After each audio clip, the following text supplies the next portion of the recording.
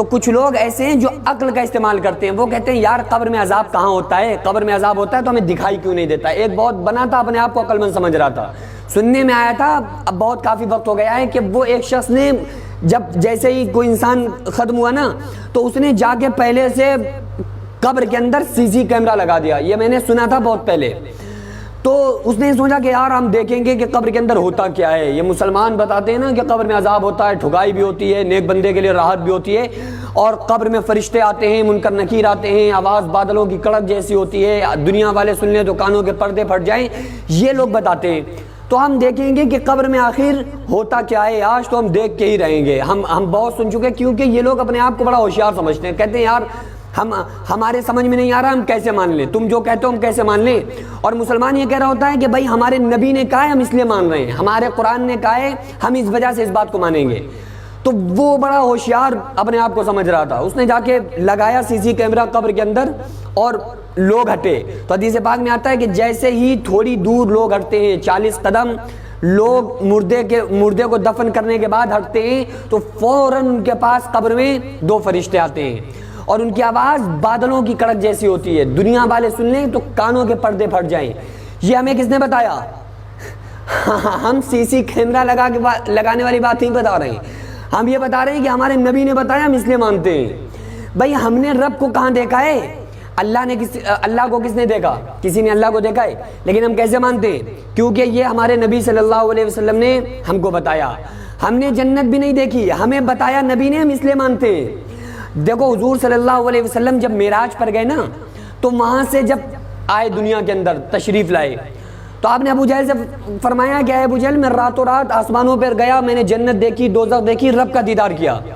تو ابو جہل کہنے لگا ایک رات ٹھیک ہے، اور اتنا لمبا سفر پھر آپ کرو، جنت دیکھی، جہنم دیکھی، میں نے رب کا دیدار کیا، اور میں نے انبیاء علیہ السلام کی امامت کی، کیسے ہو سکتا ہے؟ اور آپ آئے تو کنڈی آپ کی ہل رہی تھی اور بستر گرم تھا، نہیں ہو سکتا۔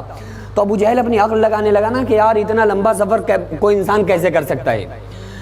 صدیق اکبر سے کہا اے ابو بکر صدیق میں راتوں رات آسمانوں پہ گیا، جنت دیکھی، دوزخ دیکھی، رب کا دیدار کیا۔ تو صدیق اکبر نے کیا فرمایا؟ قبل تو صدقت یا رسول اللہ، یا رسول اللہ آپ نے سچ فرمایا، میں نے قبول کر لیا۔ تو ہم تو عاشق لوگ ہیں نا الحمدللہ، ہمیں دلیل نہیں چاہیے، ہمیں تو ہمارے نبی نے کہا بس ہمارے لیے کافی ہے، پھر ہمیں اپنی عقلی دلیل کی ضرورت نہیں ہے، وہ ہماری عقل میں آئے نہ آئے، ہماری سمجھ میں آئے نہ آئے۔